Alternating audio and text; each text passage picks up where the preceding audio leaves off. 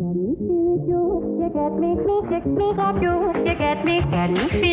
I'm Corey Nathan, and this is Talking Politics and Religion Without Killing Each Other. Your home for edifying, provocative, and fun conversations among high-profile public figures and regular folks like me.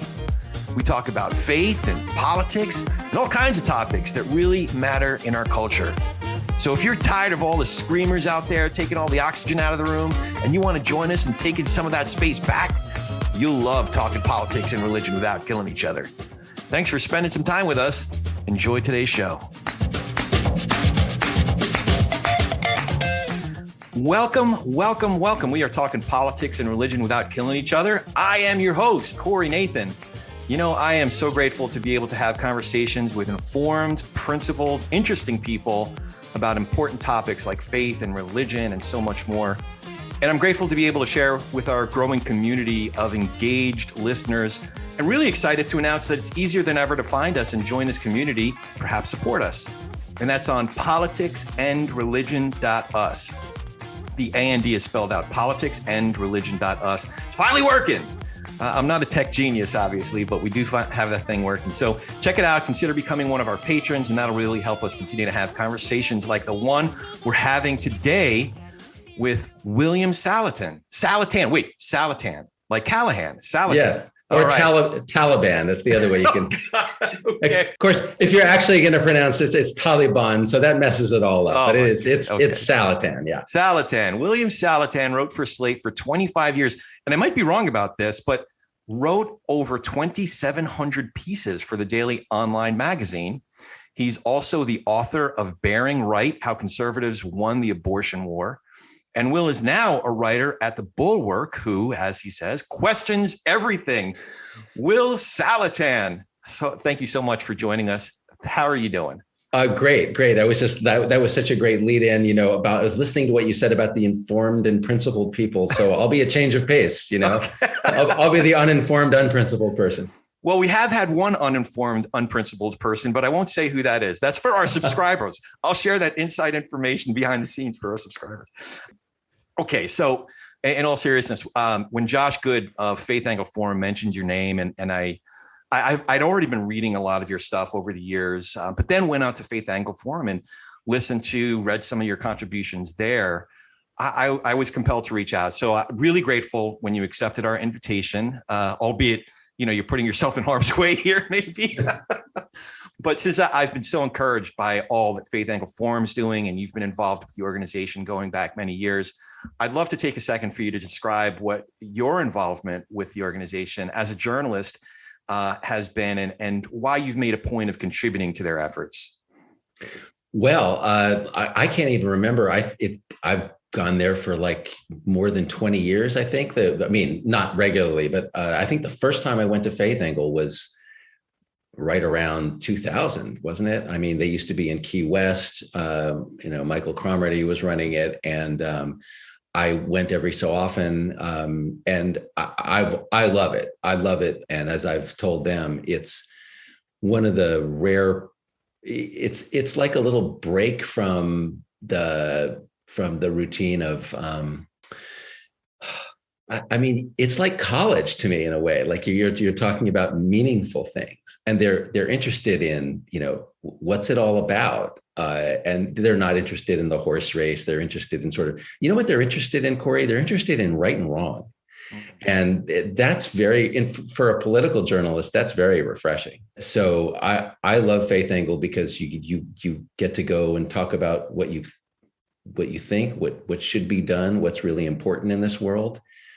And also for me, it's so interesting because I'm from a liberal environment, and it's an environment where religion is looked at as often something foreign or dangerous. And I love religious people. I love to hang out with people who are always asking the question, what they should be doing. It's not who's up and who's down, not advantage and disadvantage, but what's it all about, and what's right and what's wrong. It's interesting you bring it up that way, because as I listen to your podcasts, now the ones that you're doing now with Charlie Sykes, as I've listened to you in the past, stuff that you've done in the past, your writing, there's a few things that strike me. One is that you have this balance of keeping the big picture in mind, like what the important stories are, what's important for us to be digging into, as well as the continued curiosity and hunger to dive deeper into the details of a given story. But also, it strikes me that how do you keep those two competing perspectives in mind without getting lost in the weeds, as well as just the more functional of how do you stay as well informed as you clearly are? Well, I've changed over the years. I mean, I used to sort of write bloggier stuff. Like, I think some of it's just age. When I was younger, I mean, I didn't come in through fact-based journalism. I came through opinion journalism, which isn't to say it's not fact-based, but it's not focused on the facts, right? Like, what people would say, what's your take on whatever it is, and it was the era of blogs. Something would happen and you're like, what do you think about it? And so you'd express your opinion and you would maybe grab a couple of facts to back up your opinion, but it was mostly like, was your take different or more interesting than somebody else's take? Was it contrarian? Was it surprising? Did it shed some light? And all that's great. But when you're young, you're sort of hearing yourself talk, you're seeing yourself write, you're like, here's my imprint on the world. And then like, as I got older and I just reflected on what I was writing, I got kind of sick of myself. I mean, like, why is your take better than anybody else's take? Okay, it's yours, but it's not like, what are you contributing to the world, And so what's happened to me over time is I've gotten sick of my own opinion, but I've gotten really interested in facts. And I mean, for people who came through fact journalism, people who were reporting for the Washington Post or the New York Times or their local paper or NPR, whatever it is, like that was their job, was to report the facts and it may be that it was sort of the facts that were presented to them. You go to a briefing, you're told some things, you report what you were told. That's not the facts, but it's the information that you were given, right? There's a lot of that in journalism. But for those of us who came from opinion journalism, like what I came to love about facts is, and depend on, is facts are the best way to resolve differences. You can have your take and I can have mine. And, we can go out and scream it to everybody, but what have we actually accomplished, right? What we can accomplish is, if I disagree with you, can I bring a fact that can change your opinion? And vice versa. In the conversation, maybe I'll learn a fact from you that changes my opinion. And it's not just that one of us like pushed the other, but like we made some progress because we learned something. That you bring up quite a pickle that we're in here nowadays. I think it was your first column in the Bulwark. The first column for the Bulwark, you said, it turns out that you don't have to renounce any of our nation's founding principles to betray them. All you have to do is believe lies. So you're talking about facts when we can't agree on what facts are, literally. So I'll give you an example. One of what I thought was a historical day in our nation's history was January 6, 2021. And when I was watching I'm on the West Coast, when I was watching what was unfolding, it was still morning here. I thought, is this going to be another one of those moments when it sort of breaks the fever and we can't now ignore facts? But I had to go somewhere. I was in the car and I was listening to, and I've shared some of this on this podcast before. So I was listening. I specifically listened to the Will Cow Majority, I think it's called. And then right after that, Sean Hannity comes on XM radio. And I heard the beginnings of what became these congealed talking points that they're still peddling today. Some of which were, many people are saying it's really Black Lives Matter and Antifa. Or I think it was Will Cow who said, well, what did you expect would happen when the election was stolen? And these other talking points that are still happening. So all that to say, what can we do when we're not living? I mean, we're living in the same reality, but there's this, there's this talent to have alternative facts, if you will. How do we deal with that? So there's a piece that I wrote shortly after January 6, 2021, shortly after that crisis in SLATE. And it's funny because in that piece, I said, people on the left should support fact-based journalism on the center right. And one of the places I named was the Bulwark. At the time I wrote this, I had no idea that I was going to end up working at the Bulwark, but I had a lot of respect for the Bulwark. And part of what I was trying to address was your question. You have the people living in another reality. Now, unfortunately, part of the answer to your question is some people who believe lies and believe it with the best of intentions. They have gotten lost in the Fox News cinematic universe, or they're watching One American News or Newsmax or something, and they're just inside this world. And I know people who are in this situation. And I'm not a Christian. If I were, maybe I would have more confidence in rescuing them. I believe some of these people will never come out. They will believe that until the day they die. And that is tragic. But there are a lot of people who have a foot in that world. They're listening to that stuff. They're watching it, who can be brought out. And they can be brought out just through conversations. First of all, they're only going to listen to people who they believe care about them, right? Somebody close to them. They're not going to, some liberal arguing with them is not going to change their mind. But somebody in their family who believes in facts and who they know loves them personally can move them. They have to be open emotionally. They have to believe that the person cares about them. But what can pull them is information that they can verify, something that, somebody it's this, it used to be some TV pastor who was telling you something that was false. Now it's a politician more often than not. They're telling you this thing, but, actually grandpa, actually uncle, here is the thing that to be true. And here's this person telling you the opposite. So, will you come with me a little bit here away from this person and reconsider that?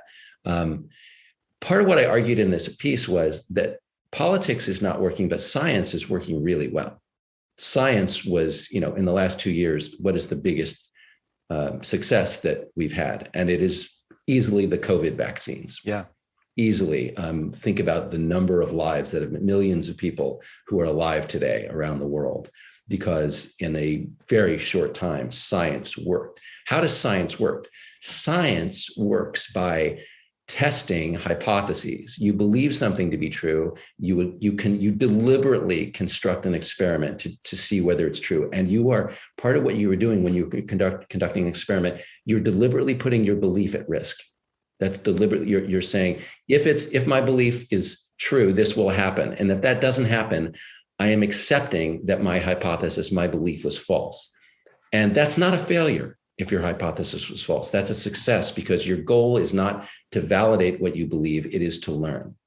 And all I can tell you is that method of thinking, of approaching the world, is working magnificently compared to our political way of behaving, which is to try to validate my opinion and destroy yours.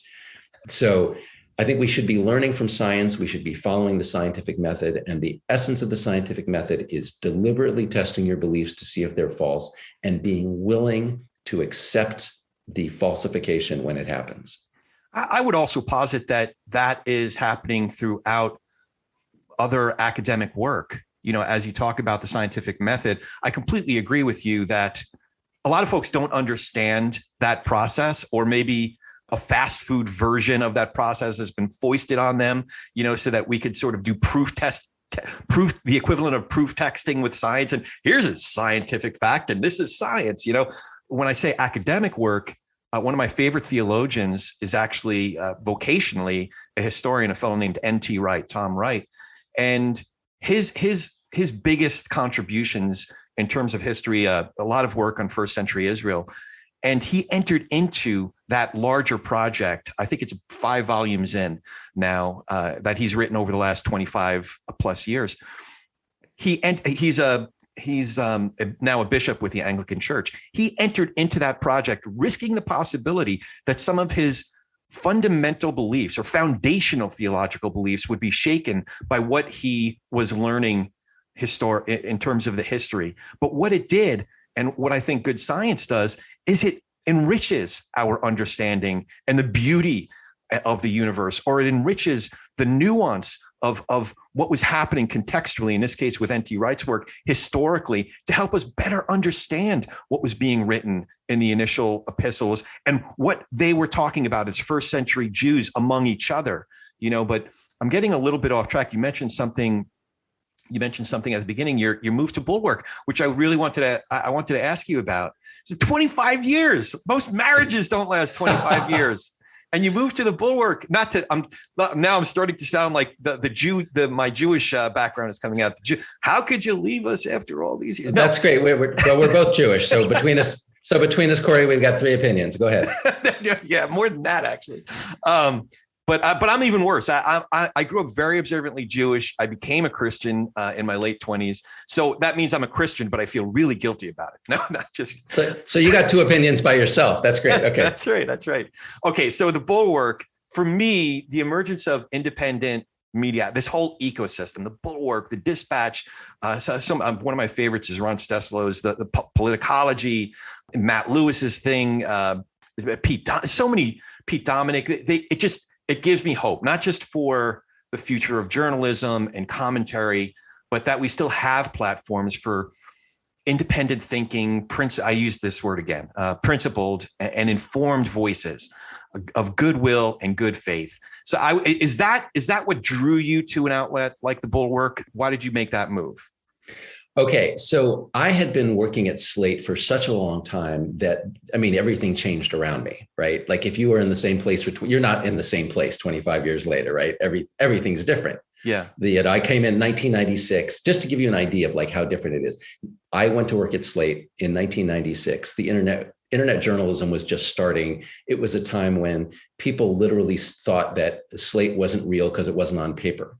Only paper journalism was real, right? Like it was like this thing, right? If I can't touch it, it isn't real. Now it's silly. Like you can't find a print button anywhere on the internet.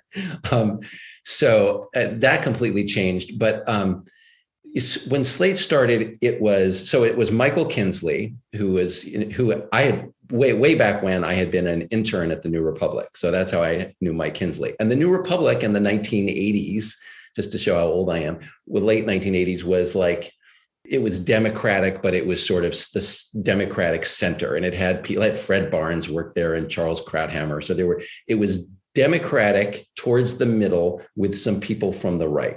That was sort of, and at the time, the Democratic Party was sort of working in the center. Shortly after that is the Bill Clinton era. Anyway, so SLATE had a little bit of Kinsley's flavor in the 1990s, right? It was, again, people who were sort of center left. It had, Kinsley had some people from the right who wrote in SLATE, but everybody was kind of sort of a centrist liberal type. And like when the Iraq War happened, there were liberals at SLATE who went along with the Iraq War. And so over time, the media polarized and SLATE drifts to the left, right? And it's not specific to SLATE. This is happening to all of opinion journalism. We can argue about how it happened, but I think a lot of it is cultural, like within the media culture, and traffic. I think the traffic rewards the wings. If you go to the wings, there's nobody, there's not a lot of enthusiasm in the middle. If you go on Twitter and you start screaming and yelling that the other side is evil, you'll quickly pick up a lot of followers on one wing who hate the other wing, right? Duly noted. If you're in the middle, you're boring people. Like, come on, like say something exciting to me. I'm a radical centrist. How's that? Does that work? Yeah, I'll let you know. It hasn't been. So what happened to me was I believe that I kind of stayed where I was. I mean, not say like, I don't want to say it in a way like I didn't grow, but like I am still sort of center left or center person. And SLATE sort of just moved to the left. Now that was part of a larger thing where I had an interesting discussion with my editor at SLATE. the last piece that I wrote. He said, why don't you write about like what you've learned, 25 years of argument. And I didn't want to write 25 years of argument. I wanted to write 25 years of learning. And so I talked about what I had learned. But one of the questions he raised for me, which was interesting, is he said, is it really true? Because I had sort of implied that SLATE became less diverse over time, like it became more left. And he raised the question, is that really true? Was SLATE in its original 1996 version less diverse in some ways? And the answer is, certainly we agree that it was true racially and ethnically, right? If SLATE was all white, and so like it became much more ethnically diverse over time. And part of my feeling was that over time it became less politically diverse in the sense that everybody was on the left. Like just you hire people who are like you, liberals hire liberals, and pretty soon it's left hiring left, and you're losing some of your liberal, diverse pluralistic origins. But he was correct. He was correct when I went back to look that in fact the SLATE, and this is true of a lot of opinion journalism in the 1990s or back in the day, the center was the center. It didn't have the left in it, right? So there weren't a lot of left viewpoints in the original SLATE. So now SLATE has moved sort of to more left. And what happened was that, but since I was in the same place, I ended up on the right of SLATE.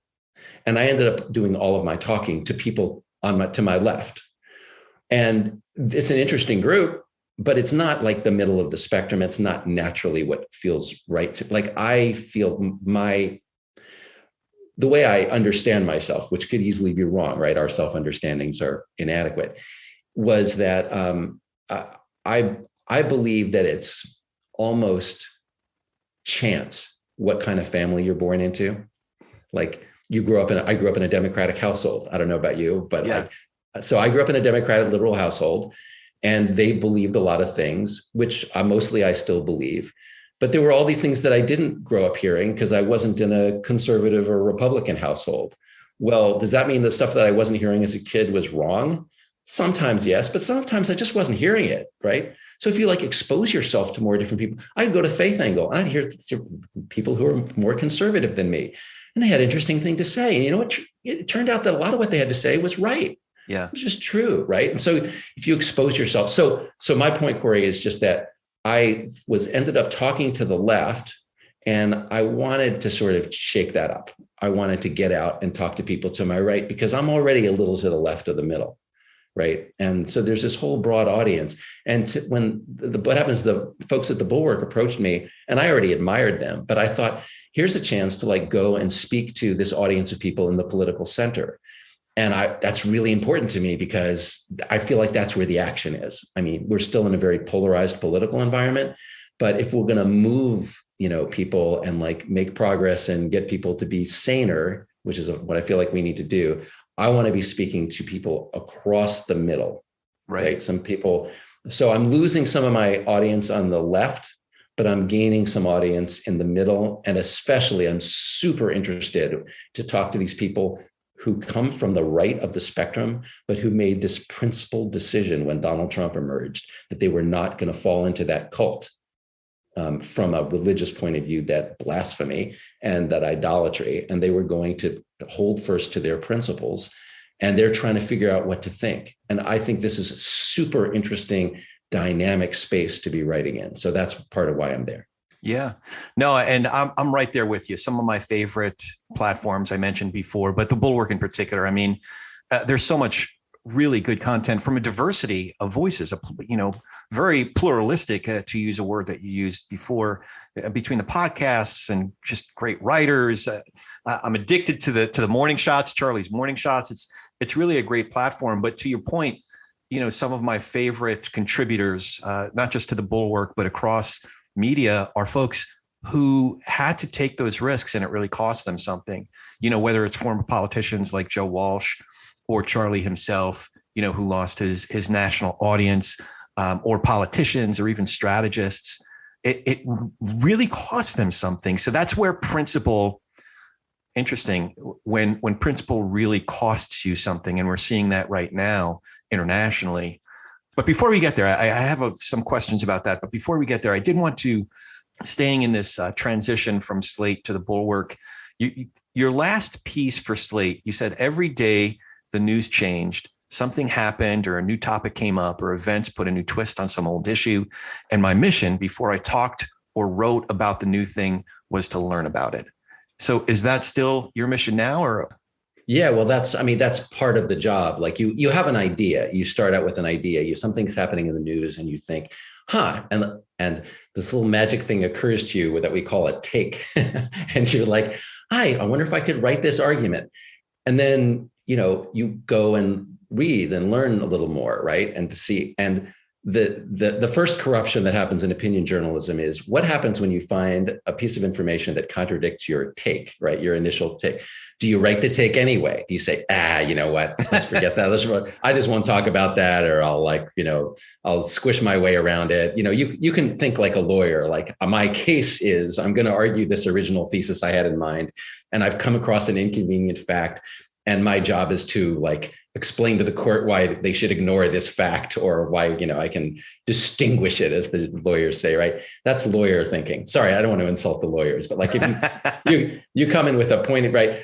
I like to be free to say, actually, I'm going to switch and argue the other side, right? Because I learned something in the course of the research that changed my mind. And it usually isn't that I'm completely wrong, but there's some complication. I had an idea of how the world was. And I've learned this thing, and it's actually not the way I thought it was. It's sort of that way, but here's a different way of understanding it. And invariably, if you go with the grain of reality of what you learn, your argument will be more interesting, because you will have to say, it's not that, the people on the other side are just bought out by corporate whatever, or, liberal yada, yada. They're they believe what they're arguing, and they have actually a good reason based in history, but there are reasons why that they're applying something in the wrong way, or they've learned the wrong lesson or something like that. So it's always better if you go with reality. It's better for your soul. It's better for the reader because they're learning something instead of you deceiving them. And it's better for the complexity of your argument, because your argument is truer and richer. One of the things I've really appreciated about your work, and sometimes it's funny, actually, it's you don't take yourself so seriously as to think that you have to have basically come out of the womb with all of the right answers. You often say, I got this absolutely wrong, and here's why. One of the pieces I caught, by the way, so your writing style, I read, I forget if it was in a column of David Brooks or one of his books, but he described how he put together his columns. And I wondered if this resonates with your process. He knows he's going to have about 10 paragraphs plus or minus. And for every paragraph that supports the big idea that he's writing about, he has so much source material for each paragraph. And I've noticed in your pieces, the reason that it took me forever to get through that last column at Slate is because you had so many different references, and I was going down all these different rabbit holes. Is that kind of how you approach your writing? Yeah, I mean, ideally, what you want to get to is you want to be respectful of the reader's time, and you want to you want to sort of boil it down so they don't have to do all the work you did, but you want to show them the work and ideally link to the work. So that, I think the best kind of writing is when you make it as short as the reader wants it to be, but you also make it easy for the reader to investigate further. Your take, I really hate it. And the New York Times is getting a little better I hate the culture of authority. I hate the idea that I have been reporting for 30, 40 years, and therefore my judgment is infallible and you should trust me. No, don't trust me. Do not trust me. Here are my links. Check it out. If I'm, now, and I'm not even giving you all the links, go find your own links and check, see if my links are the right links, but I'm going to show you my work, and you can, if you want to learn more, you can. If you want to spend, 2 hours on this, go be my guest. But if you want to spend 3 minutes and be done with it, I should write it in a way that doesn't require, I really hate people writing 2,000, 5,000 words when they don't need to at all. Most of those pieces can be written in 500 to 1,500 words, and you're done with it, right? So that's the sweet spot. Make it short, but give people the link so they can make it long if they want to. Yeah. Question everything. I hear a little bit of your Swarthmore education coming out there. Is that? Oh, I believe, of course, we believe all sorts of false things about ourselves.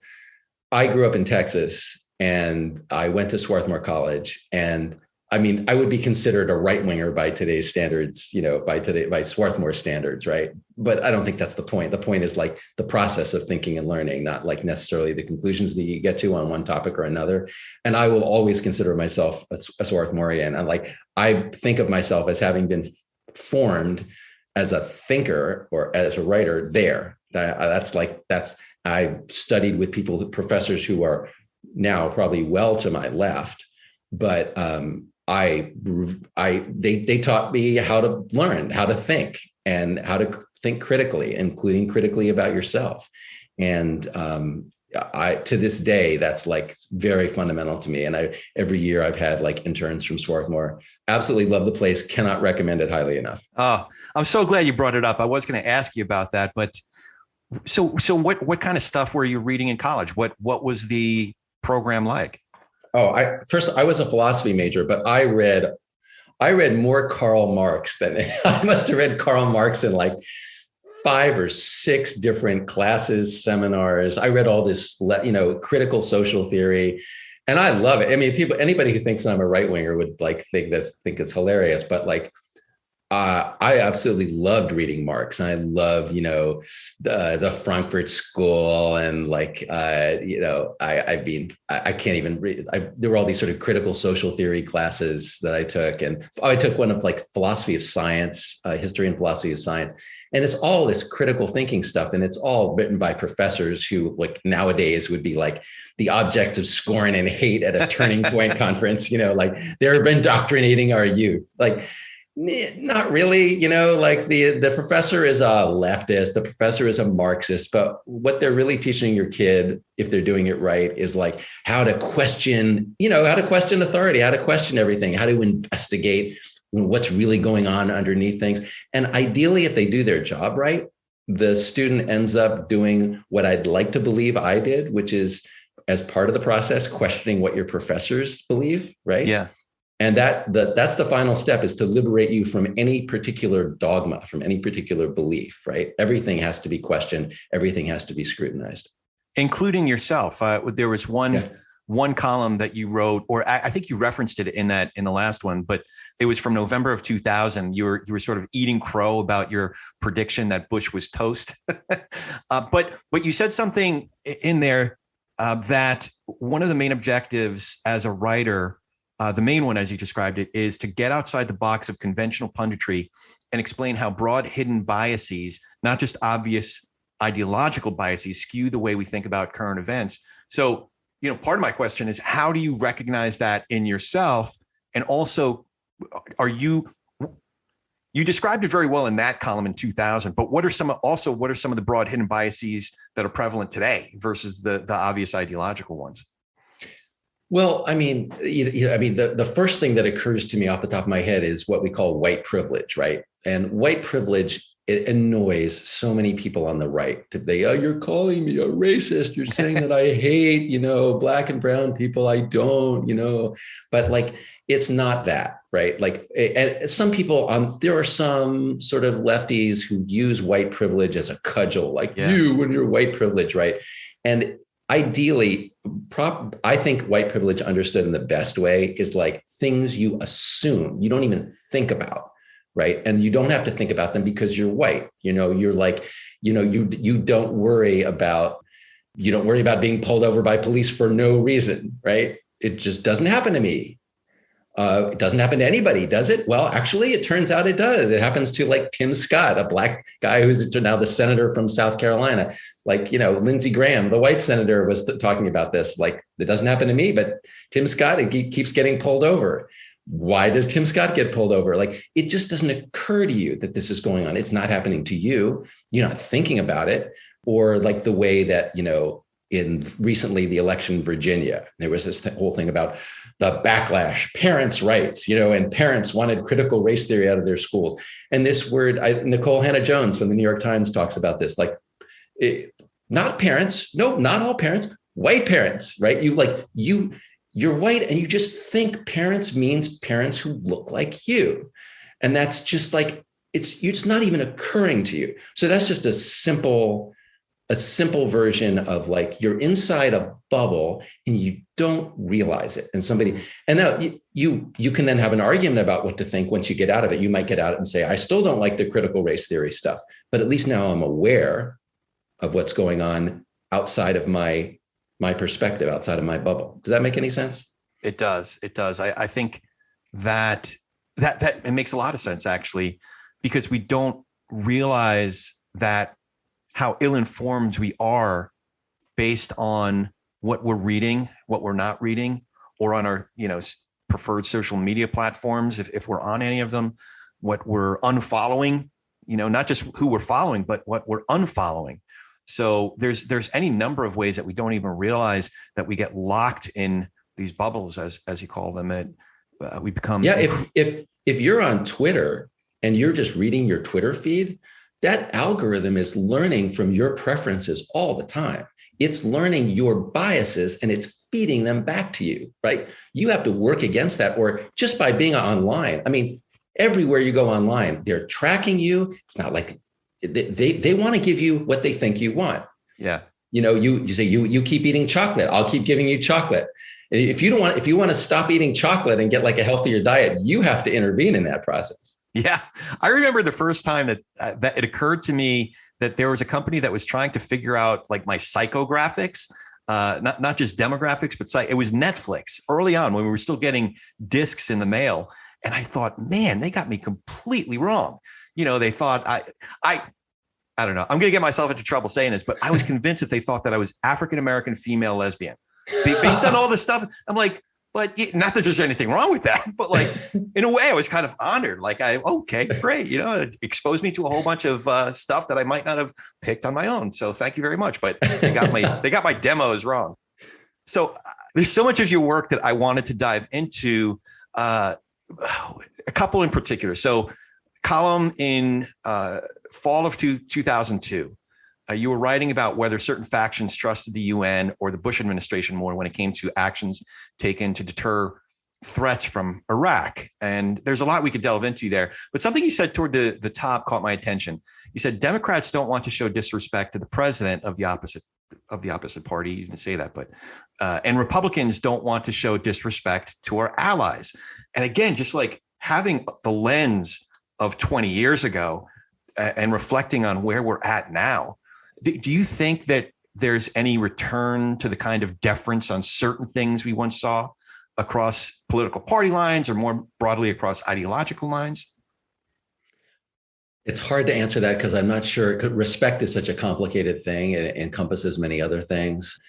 I'm not a fan of deference, so I wouldn't want too much deference to the president or too much deference to some international organization. I do still like the spirit of questioning everything and of questioning authority. But if you're not going to have that presumption of authority, what you need is a culture of openness to evidence, openness to other points of view. You've got to be capable of being moved in the right direction. You've got to have your eyes, your heart open in some way. And that's the thing that I think we need to get back. And I think we can get it back. Some of it is a process of earning trust.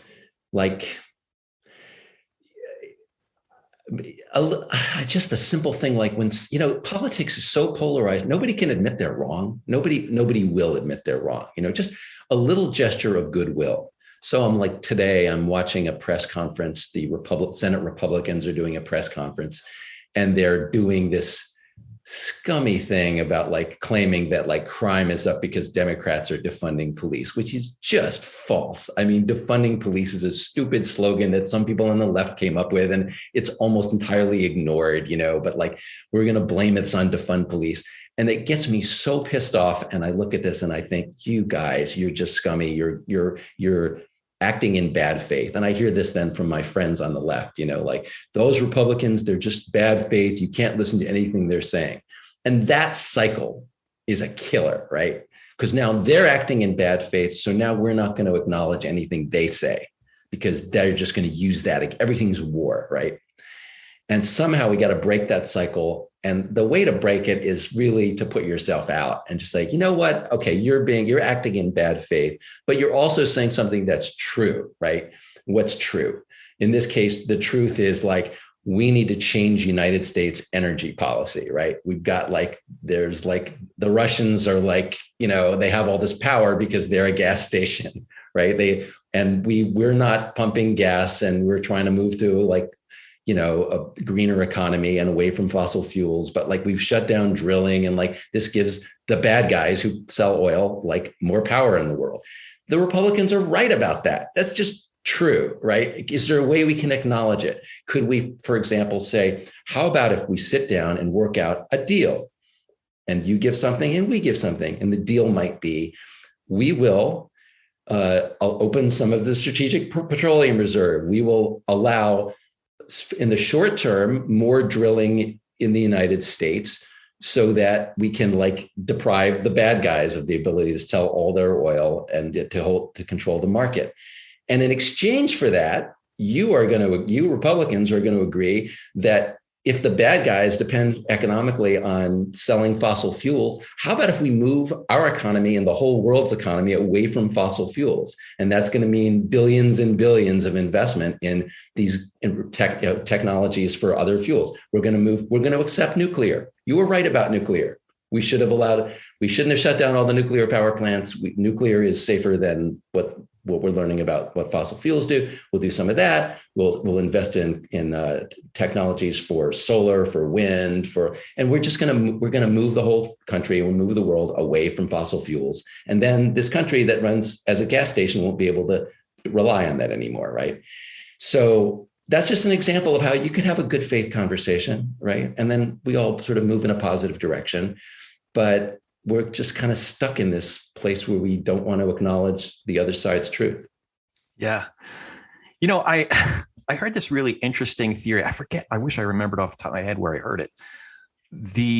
I think somebody might have been talking about it in relation to the MLB, their negotiations with the players union and what's happening now. And there was this experiment done, like Ivy League school experiment with business students.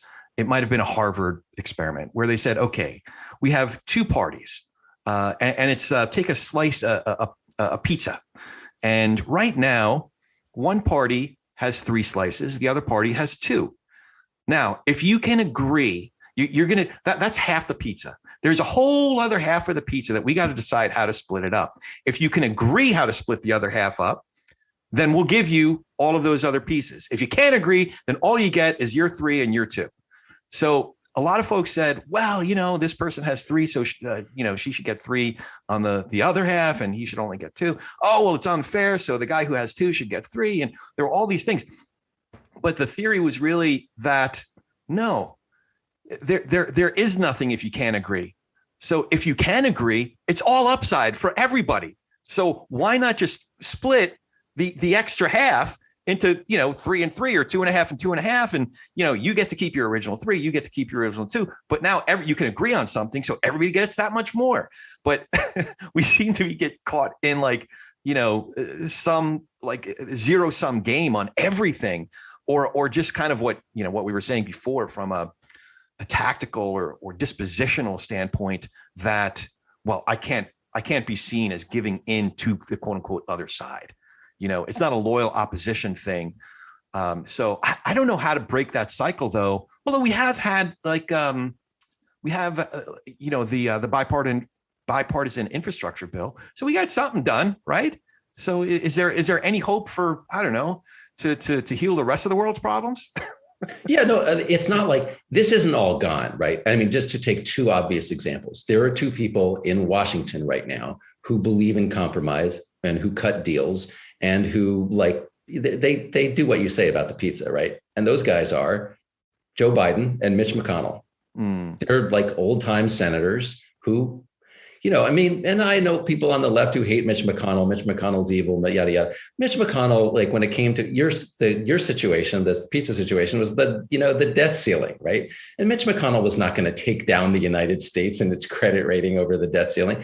the danger is some of like the younger people who've come into the Senate, who come in with the mentality of the House of Representatives and this total warfare and stuff, or like the Ted Cruz's. That's super dangerous. So like the old guys are holding it together right now. What we really need is a whole new generation of younger people who are sick of the grifters and the polarizers and who are just going to reject the Ted Cruz's and say, we got bigger stakes. We have bigger stakes in this world than winning a political fight. Yeah.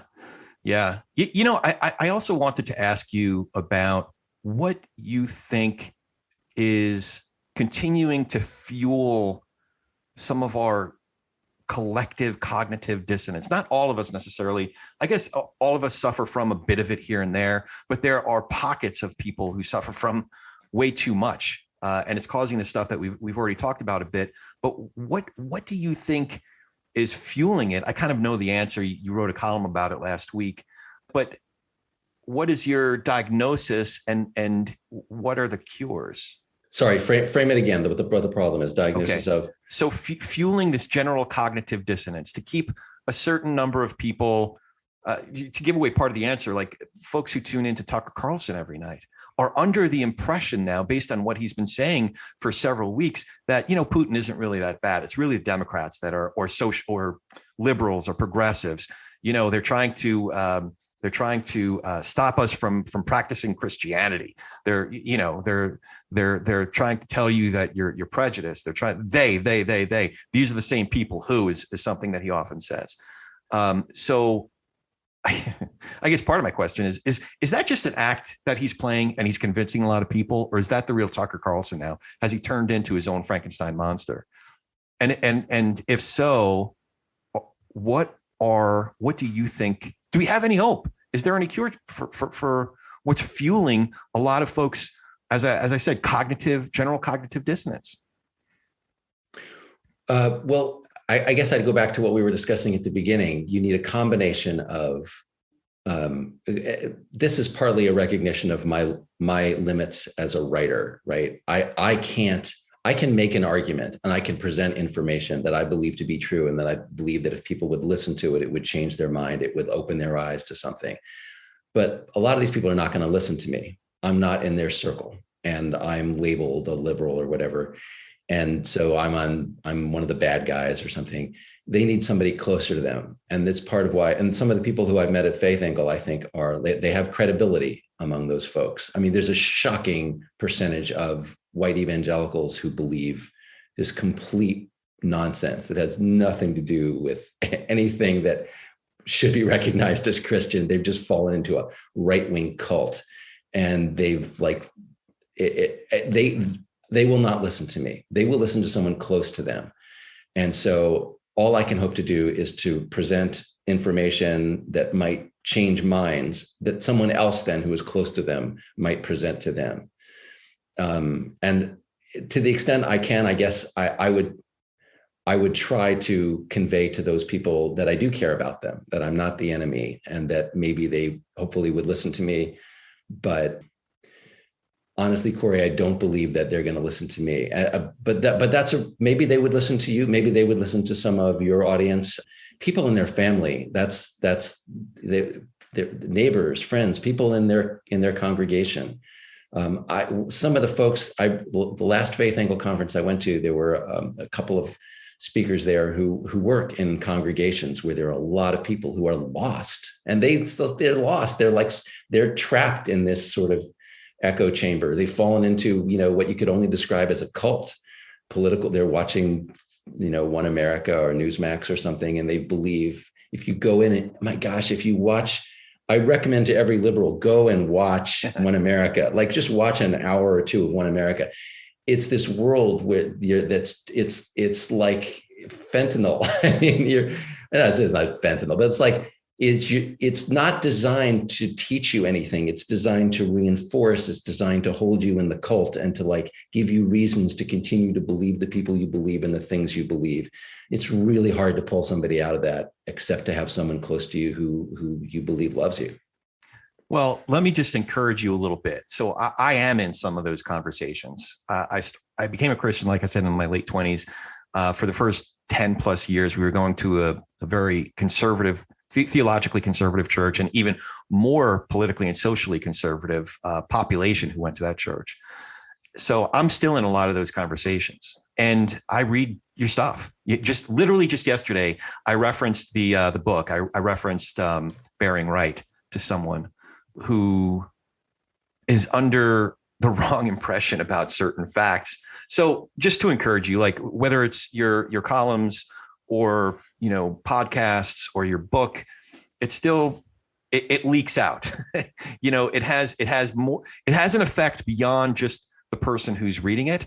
Not just you, not to blow smoke up your ass, but like there's a lot of good folks who are doing great work, and there's folks who are independent voices in environments where you wouldn't necessarily think that a person with that perspective can exist, whether it's reporters who are doing great work, whether it's for the Post or the Times that we often identify as kind of left-leaning, or it's folks that are at Breitbart that maybe don't abide by that orthodoxy.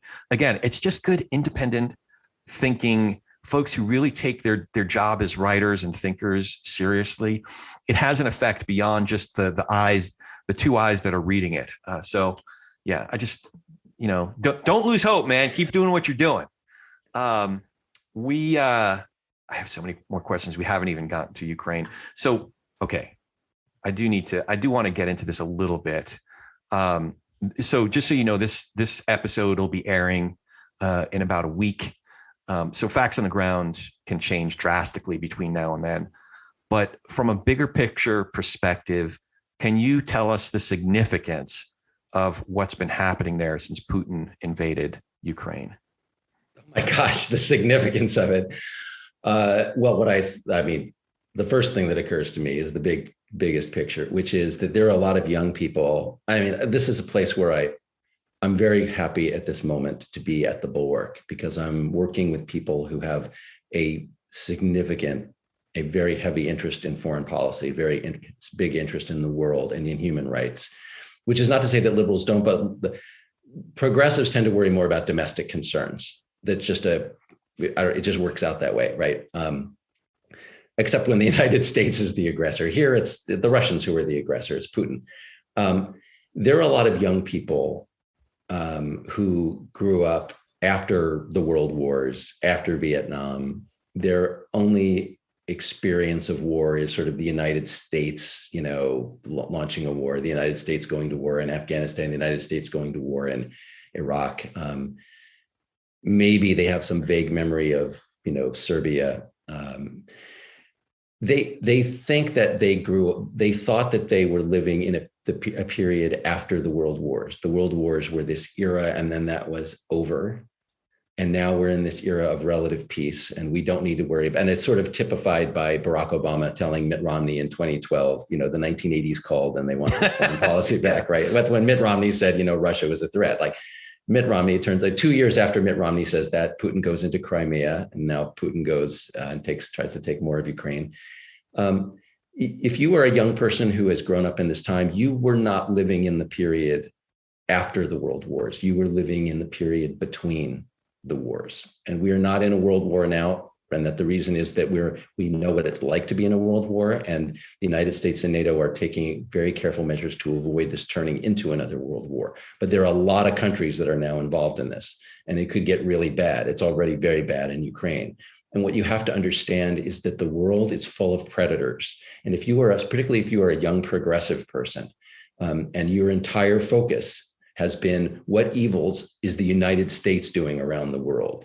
What wars are we starting, and and you think that you represent peace. Peace does not happen because you're nice. I mean, being nice is helpful, loving people, caring about people, giving people things, it's all great. And right now, people in Ukraine need a lot of help. But there are predators in this world. And if you do not stand up to them, if you leave a vacuum, and if you are just the nice people, they will run over you, and if they don't hurt you, they will hurt the people close to them. And you have to decide morally how much of that you are going to tolerate. And I think a lot of young people are seeing what's going on in Ukraine right now. And what they are experiencing is predation. And what they are realizing about themselves is they will not tolerate that. They are determined to do something to stop it. We doesn't look like we're going to send troops to do that, and that would be very dangerous. We don't want another world war, but we are not just going to turn away. And I think this is morally a very important experience for young people, and they must remember that after this is over, that is not the end of predation. Predation will always be with us unless we prevent it. I appreciate that. And you mentioned something. I do risk the possibility of sounding myopic right now, but I do want to contextualize what's happening in Ukraine and around the world domestically here. You made a comparison on the podcast with Charlie. You compared how Zelensky's leadership inspired others to also have courage versus the way Republicans here at home, folks like Adam Kinzinger, Liz Cheney, or even in the aftermath of January 6th, Mitt Romney, Ben Sasse in the Senate. Why do you think that hasn't inspired courage in other Republicans the way we see it, Zelensky's leadership inspiring courage there and around the world? So Charlie and I were talking about this on Monday, and it was literally in the conversation that I sort of came to what I think is the default explanation, the default answer to your question. And again, I could be wrong. It's just the one that seems, I like simple explanations, right? People are usually not like being bought out. Usually they believe something that you can believe is wrong. But the simplest explanation in this case is that to contrast the two situations, the simplest explanation, why did Zelensky's courage and the courage of the Ukrainians mobilize the world, but the courage of Liz Cheney and Adam Kinzinger and others who voted for impeachment didn't move the Republican Party? I think the answer is just that what happened in the Republican Party, what is happening in the Republican Party, as awful as it is nowhere near as bad as what's happening in Ukraine. I mean, let's just be honest about it, right? There was an attack on the United States government in January 6th, 2021. Before that, there were attempts to undermine the United States government and the peaceful transfer of power, a threat to democracy in the United States, a threat to the rule of law, extremely serious. It's like a founding reason for the bulwark. It is an enormously important cause for the world and for this country. But it is not the same as watching people get shelled and killed by a literal military invasion, right? I think there's something about that just broke through. So some of it's like the courage of the Ukrainians fighting back, but some of it is just the moral awfulness of what's going on there, which this may sound sort of pessimistic, but it's actually optimistic. It means that there is a bottom, there is a limit of tolerance, and the Republican Party simply hasn't met that yet. I mean, Donald Trump, one of the worst human beings this country has ever produced. But that's just I'm never going to argue the Trumpers out of that, but that's just a fact. Still is nowhere near Vladimir Putin, nowhere near. He just doesn't have the will to kill that Vladimir Putin does. And if he were to do the things that Putin has done, I would still like to believe that would cross a threshold and that the Republican Party would say, we're not going with that. That's a bridge too far. Yeah, it's interesting because I thought January 6th could have been that bottom, but apparently it wasn't drastic enough. To your point about Donald Trump, thank goodness he was not nearly as competent as Putin. But that's a whole other podcast. I've talked about this before. Oh gosh, so many more questions I could ask you, but I do want to give you the opportunity. Do you have any questions for me? Nothing so urgent that I feel like you probably got Corey, you put together some questions. You put a lot of thought into this. They're interesting questions. I'd be happy to let you go with it. Oh, no. Just, a lot of what I would ask you, we could dig more into so many other things, but a lot of what I would ask you is just about your process. How has your process changed and evolved over the years, or how has it changed here recently in the last month or so in your shift over from SLATE to the Bulwark? The process, by the way, as you were talking, I thought, what is the question I'd most like to ask Corey? And the question I want to ask you is about becoming a Christian, but we'll set that aside a little bit, because as a Jew who didn't become a Christian, I'm endlessly curious about that. Yeah. And about like you're preserving your Jewish identity and how that works. So, but you asked about the process. My process is, I mean, I haven't changed I am thinking a lot about how to use this opportunity. Like, I have a new venue, I have a new platform, it's in a different place. And what opportunities can I exploit here? And what I've been thinking since I came to the Bulwark is there is a lot of open space where in the part of the political spectrum where the Bulwark is. And first of all, it's in the middle. So that's a huge opportunity. I'm not captive to, the wings. And also the people at the Bulwark are people of tremendous integrity who are thinking through things all the time. And I would include in this people at the Dispatch, which is a more sort of conservative oriented publication, but also the people I know there. Basically, all these people in the Republican Party are former Republicans or conservatives who rejected Trumpism. They're trying to figure out what to think. They have principles, but they're trying to figure out how to apply them in this world where the Republican Party's gone crazy. And so there's this amazing opportunity to sort of discuss what's true and what we, where our values should lead us, how to apply our values in this time. And it's not like you're not stuck in an orthodoxy. You're not stuck in a left or right wing bubble. So that's kind of what I'm thinking, how to work in this space. And part of what I want to do, I think, is like we've become people in the middle who rejected Trump are still sort of traumatized by Trump. And Trump is still a very serious danger because he's like the most likely person to be nominated for president. He could actually become president again. And if he's already said he would do things like take the United States out of NATO, which is like, I mean, he's huge danger to the world, this guy, right? We can't forget that. But we also have to like broaden out from him and talk about positively, what we think, what we care about. So part of what's going on in Ukraine right now, I'm thinking about how can we talk about this crisis in a way that can help young people? Because I'm getting older and I'm thinking about, how to like help people think about this new world and open their minds to new ideas, to facts, and to like orienting themselves toward the challenges and problems of the world. So yeah, it's that open space thing that's what's different for me. Does that make any sense? No, it totally does. And actually, another question I was going to ask you is more of a favor: is what reasons do we have to be hopeful? But you sort of answered that. The other question, kind of going back to your roots, I will answer your question if you want me to about that transition or conversion or evolution. But was your family observant? My family was my family was not particularly observant. So you're Jewish. I was, so yeah. I'm like a terrible Jew. I'm like, yeah. I mean, here's how I describe my being Jewish. I grew up in a family of 5 kids. I was kid number 4.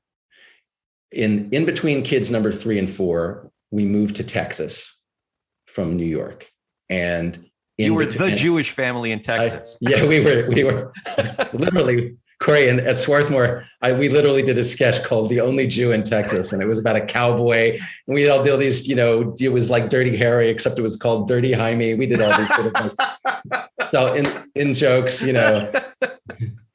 That's great. No, I don't mean to offend people. This is like Black people using the N word, like Jews can say the H word. Anyway, but part of what happened between kids 3 and 4 is also when I was in 6th grade, my mother decided to become Jewish. My parents are both dead now, but my mother would never have admit this, but like we were not there was a point, Corey, when I assure you, we had a fireplace and there were stockings hung on that fireplace on that mantle, right? And like that, that's how un-Jewish we became. And then when I was in 6th grade, my mom decided like we were going to like get serious. Somehow, I don't know, 3 kids have gone through, and now like I'm getting sent to religious school at a Reform congregation in Houston. And like I'm getting bar mitzvah and my little brother's getting bar mitzvah. So there's this whole Jewish period. And like, but and I love Judaism, but like I today don't like, I belong to a congregation, but it's my wife is the reason we belong, and my kids got, bar and bat mitzvah. But like in terms of what I believe, I'm kind of agnostic. I believe in up. Okay. I believe in up, and I believe in a non-intervening God. I got to put it that way, right? Like I don't believe in a God that can be falsified by the shelling of Kharkiv. Put it that way. Right. That's where I am. So tell me where you are. So just say, you're in the DC area, right? Yeah. Bethesda. One of my best friends is not too far from you, and he it sounds like he has a similar philosophy, theology, if you could call it that. And they belong to I want to say humanistic congregation. So it's their kids are learning about their Jewish heritage and appreciating that, but from a philosophical standpoint, Judaism is practiced more humanistically. Not necessarily atheism, but sort of a non-theistic approach to it. So I'll tell you offline if you're curious about that congregation. I think Dana Milbank goes to the same congregation. Oh, okay. Yeah. So I grew up in a very observant Jewish home. We went to an Orthodox synagogue. So, we kept kosher, Shabbos, all the holidays. We weren't just like the once a year Jews. But I would say, like my parents raised me to be an independent thinker, to think critically. And as my dad says, damn it, one of the biggest mistakes I made, because I began doing that the older I got. And I wouldn't say I necessarily got cynical about Judaism so much as some of the questions that were beginning to form in my late teen years and into my 20s, I didn't find satisfactory set of answers in Judaism. So I continued to search, and that combined with relationships with people I really respected, one of whom grew up Jewish and became a Christian. And I started reading some stuff, and there was this one season where I was just reading voraciously. It was literally, my wife thought there was something wrong with me. I was reading probably 10 hours a day at the time. So this was through the spring and summer of 2000.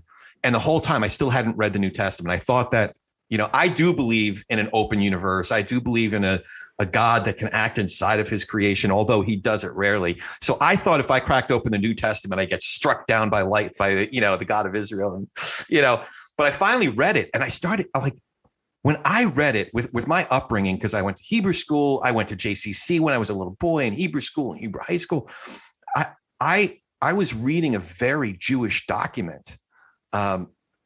Jesus's interactions with the Pharisees looked like the rabbis' interactions with each other that are written down in the Talmud. It struck me. And then some of the other theology that I was reading, some of the more popular stuff like C.S. Lewis, some of the less accessible stuff like Yoder's work that he was doing at Notre Dame, it just made sense to me. And then finally, in the fall of 2000, I gave my life to the Lord. But I saw it, I didn't see it as a conversion necessarily. I just saw it as, it was more akin to what the disciples, the way that the disciples of Jesus saw it, as like, oh, this is the next chapter. Like God is telling this story in his creation or her creation, or however you want to look at it, God's creation. And this is the next chapter. He's, the bigger story. And even if you approach it from more of a literary standpoint, it just made sense to me that there's this creator God. It was created beautifully and perfectly, but because of certain things like free will and his crown creation, being able to choose whether they were in communion with him and love him, that they chose wrong because they weren't God. They were creatures. They weren't the creator. They were creatures. But then the rest of the project was redeeming that creation. So it gave me perspective. It gave me sort of this macrocosmic and microcosmic sort of perspective about what we were participating in. Jews think of it as tikkun olam, so it's sort of an extension of that tikkun olam. So I don't know. I don't know if this is making any sense, but those are some of the things that were rattling around my brain. I love that. I love it in part. First of all, it makes a lot of sense in terms of your journey.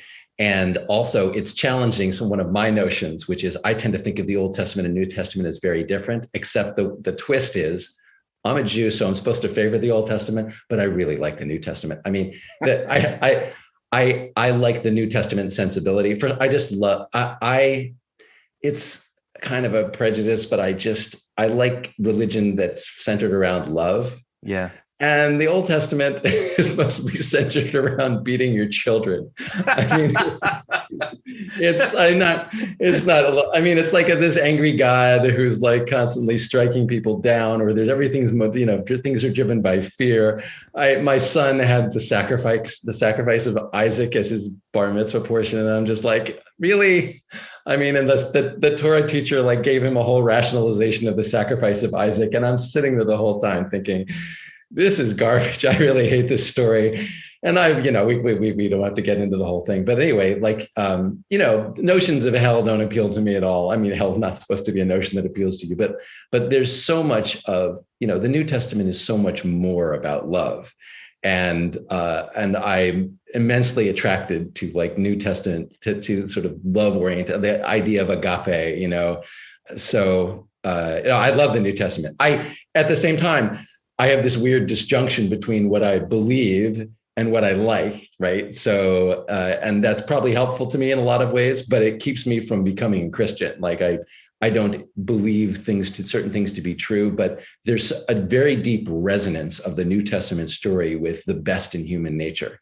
And I see Christians doing incredible, wonderful things all the time. And I see people being motivated by this vision and the Jesus as a model for how to live. It's so beautiful and it does such good in the world. So I'm just immensely, I love it and I admire it. And I'm glad that you found it. Yeah. Yeah. Well, if you're hanging out with guys like Josh Good and Michael Gerson and even David Brooks, I think you're getting a really beautiful, well thought out, or there's that line in the Shema, which was also echoed in the New Testament. Love the Lord your God with all your heart, soul, mind, and strength. We're supposed that indicates so many different aspects of who we are as human beings. And there are some folks who identify as Christians who are doing that well. There's obviously a lot of folks now, Christian nationalists and what have you. I'm sure your family has similar roots to mine. My own grandmother, who was very important in my life, this is really relevant. Her family had to escape Cherny Ostrov, which is in the middle of what's now, Ukraine. At that time, I think it was still Russia when they fled, but it's Ukraine. But it was any number of groups, whether it was the Cossacks or the Tsarists or the Bolsheviks. All of the various groups were wearing crosses on their shields and their helmets. And those were the guys that identified as Christians that were burning down our houses, raping our women, beheading our neighbors. Literally, like these are the stories that my grandmother survived as a little girl before they left. In fact, today March 1st? Today, so we're recording this on March 1st. So March 3rd, 1921. So almost just less than 101 years ago is when my family landed on Ellis Island. Wow. But we could get into I had some responses to the binding of Isaac. But that's a whole different route. What I will say is that a lot of folks look at that as sacrificing our children, which if you have kids, the thoughts occurred to you. But in all seriousness, that story, if again, looking at it from a literary standpoint for the people who were first hearing those stories and then reading those stories when it was written down, it was first being told in a culture that was surrounded by other cultures where that was the norm. So the fact that the main character of this story said had reason and was justified in stopping that was the significance of the story. Not that he was going to sacrifice his kid, but the sacrificing of children stopped. I don't know. Maybe that sounds like a justification to you. That was one of the arguments that was presented. Rabbi so-and-so says this, but the idea that whether you're going to, here is this very fundamental material thing, killing your child. And I hear the point about the context of the day, but the fact that this changes, that the person is willing to do this because God told him, and he waits until God says not to do it. I just think that is so extremely dangerous. So I want a better foundation for people behaving morally and not doing terrible things than waiting for a divine voice. Yeah. And maybe if I believed the divine voice always came, I would have more. I don't trust that mechanism for avoiding atrocities. Yeah. Yeah. No, it's a good point. I have to say, I'm more than cynical. I'm suspicious of folks who say, God told me to go to Kmart aisle 12 and blah, like, I don't know, there are ways to check that. Like, first of all, if you're an Orthodox Christian or you Bible thumping Christian like me, check your Bible. If it doesn't match up with what the virtues that are espoused in the Bible, scripture, you can be pretty sure that God's not telling you that, Donald Trump is supposed to be the most virtuous person on the face of the earth. No, he's actually not. He's the actual opposite of the fruit of I could open up any page of the Bible. I have this running bet with some of my friends, and it testifies against the words, character, and actions of Donald Trump. But that's a whole other podcast. Well, I will just say one thing about that. Once you start talking about virtue and virtues as illustrated in parts of scripture and how they all fit together, now you're in my world, or I'm in your world of philosophy. Now we're talking about it's based in scripture, but there are ideas that cohere, and they're illustrated in stories, and they're illustrated in life. And when you have an understanding, a theory of virtue, that says you can do these things and you can't do these other things, and one of the things you can't do is murder your children. Yeah, okay. Now I'm starting to feel a lot more comfortable. What I don't like is that listening to God and doing this reflexive response to the voice, right? There's so many people who have literally murdered people in this world because they heard voices. So I like this version of religion, your version, in which we learn from scripture and we build a theory of virtue based in the scripture, and that guides our lives. Yeah. Again, going back to a central, Judeo-Christian and Muslim, frankly, love the Lord your God with all your heart, soul, mind, and strength. So if something isn't making sense to you, you got to check yourself. If something doesn't feel, it has to feel right. It has to reckon with, our, I think the word is numinous, our something transcendent in us. So it has to reckon with our intellect. It has to reckon with all aspects of who we are as humans, and a lot of this just doesn't reckon with any of it, let alone all of it altogether. So like I said, I could do this all day, but how can we find you, the Bulwark, and all the great work that you're doing? So I write for the Bulwark now. I have only a few articles since I just joined there. But if they go to thebulwark.com, and people, it's funny, like people think it's Bulwark. Well, hopefully it's not bull. It certainly is work. But the Bulwark, for those who don't know, is spelled BULWARK. So one L and it's an A instead of an O, and it's all one word. The Bulwark. And you can also just type in the word Bulwark online, and you'll find it. And I have a few articles there. I'm going to build a lot more. I have an archive at SLATE. If you just type my name in and SLATE, you'll get that. That's, as Corey, as you're saying, it's like 2,500 or so articles I wrote over those 25 years. So that's where, and I'm on Twitter, and I'm trying to do more Twitter, because I really believe that is a place where, I know people hate Twitter, but a lot of things can be conveyed quickly, concisely, in short form on Twitter. And I believe it's the responsibility of those of us who want discourse to be more productive and respectful, to be in forums like that, and offering people ways of learning about the world, particularly in the context of something like Ukraine, where there's a lot of information to be passed around and to be analyzed and understood, and where there's a lot of misinformation to be corrected. Yeah, it's good stuff. I can't recommend it more highly enough.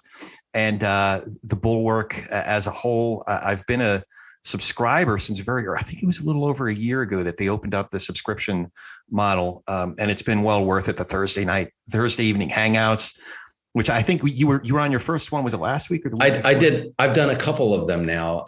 I loved it. And I will tell people, first of all, like we encourage, I mean, the subscriptions are like $100 for the year. And I know that's a lot of money for a lot of people, but like you get access to a whole bunch of these podcasts, and they're really interesting. And when I joined as a subscriber, you get access to the video podcasts.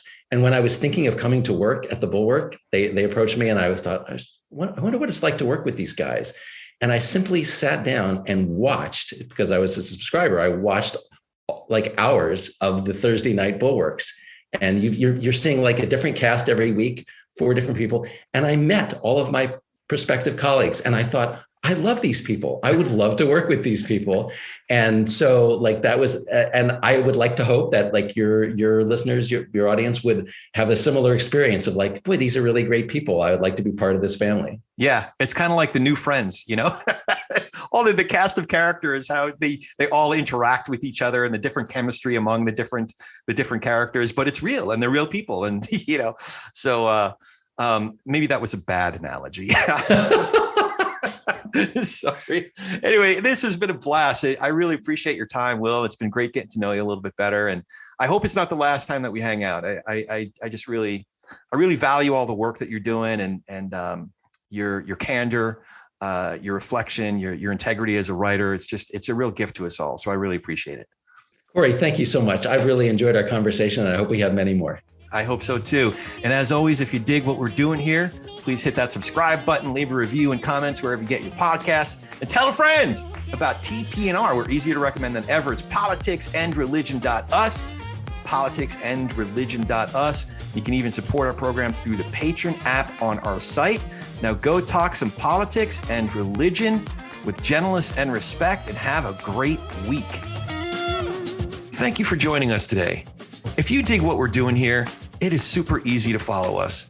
You can go to our site, politicsandreligion.us. That's with the "and" spelled out, A-N-D. Politicsandreligion.us. And we're on all the socials at TP and R Pod. TP and R Pod for Talking Politics and Religion Pod. And here's a big way you can support us: by becoming one of our patrons. You can even become a producer or executive producer of our program and have a lot more say in who we bring on, the kinds of questions we explore, or just help us keep the lights on. But mostly, we really appreciate you giving us a listen. So for the whole team here at Talking Politics and Religion Without Killing Each Other, thanks for hanging out with us. We'll be back in a few days to do our little part in Tikkun Olam.